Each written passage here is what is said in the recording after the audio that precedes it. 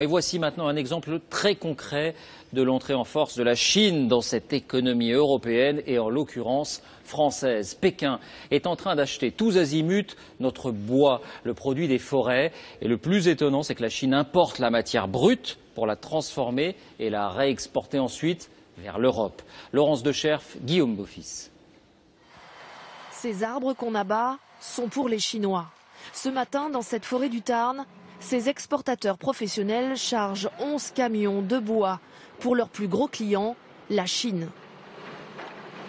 J'ai eu le client là, de Shanghai qui doit me confirmer la commande dans la semaine.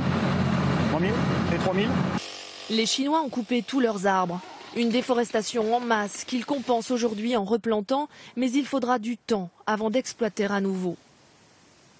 La Chine est un grand pays, elle a une grosse industrie, des gros besoins, des marchés européens, des marchés américains qui l'intéressent, une main-d'œuvre pas chère, elle a besoin d'une matière pour travailler. Alors les industriels chinois s'approvisionnent partout dans le monde.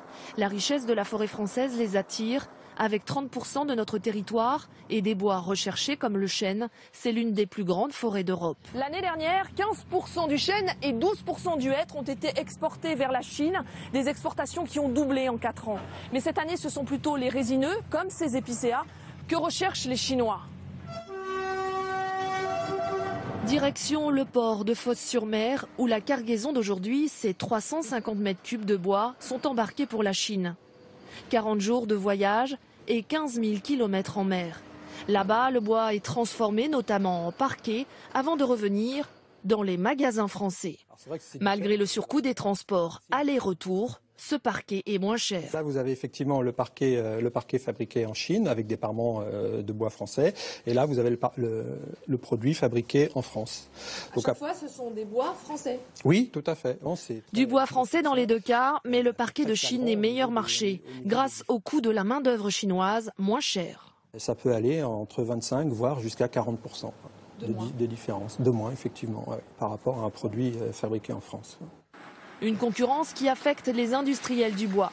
Avec 440 000 emplois aujourd'hui, ils en ont perdu 50 000 en 10 ans, soit presque 10%. Dans cette scierie de Bourgogne, le patron est inquiet.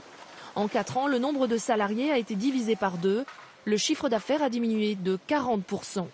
On se pose des questions sur la survie de l'entreprise aujourd'hui. Et ce n'est pas un problème de marché, parce que le marché, il existe. Le marché du parquet existe, il y a une demande importante, sauf qu'on a une concurrence aujourd'hui qu'on peut considérer déloyale. La concurrence déloyale, pour lui, ce sont les taxes. S'ils veulent vendre du parquet en Chine, les industriels français sont taxés à 20%. Mais le parquet chinois qui arrive en France, lui, n'est tout simplement pas taxé. S'il était taxé aussi à 20%, le parquet chinois serait alors moins compétitif. Une réciprocité qui permettrait peut-être à la filière française du bois de rester dans la course.